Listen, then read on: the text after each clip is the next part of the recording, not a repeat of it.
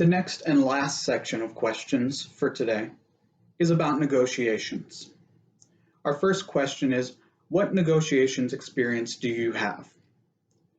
So as some of you may or may not know, I served on the Warren City Council for 4 years. And during that time, I had the opportunity to be actively involved from an administrative side of union negotiations. I got to watch the process play out. I saw some of the pitfalls that we fell into, and I also saw how we overcame some of those things.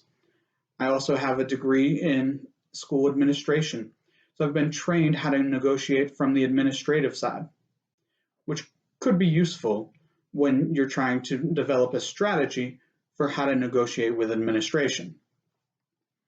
I've also been to the negotiations training through NEOEA for the last 5 years, where I've learned about traditional bargaining as well as alternative methods of bargaining.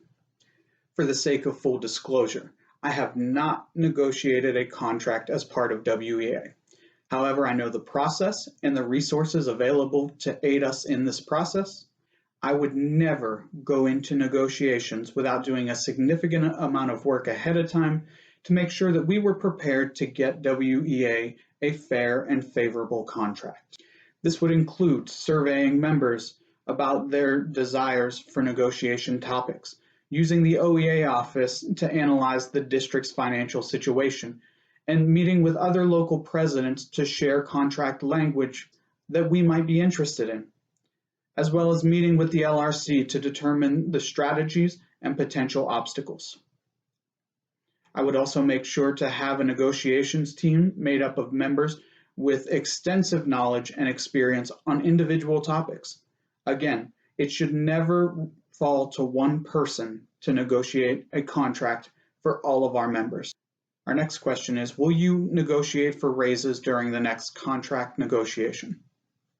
Let me start by saying that negotiation priorities aren't determined by me or any officer of WEA.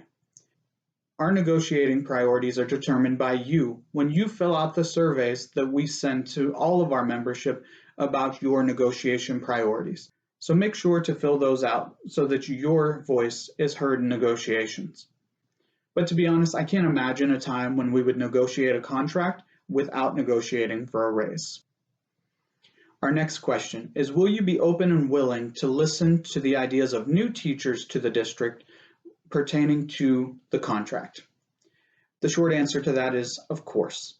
With 75% of our teachers having 10 years or less in the field of education, we can't afford to not listen to our younger teachers. Every member should have an equal voice when it comes to dealing with our contract, our profession, and our district.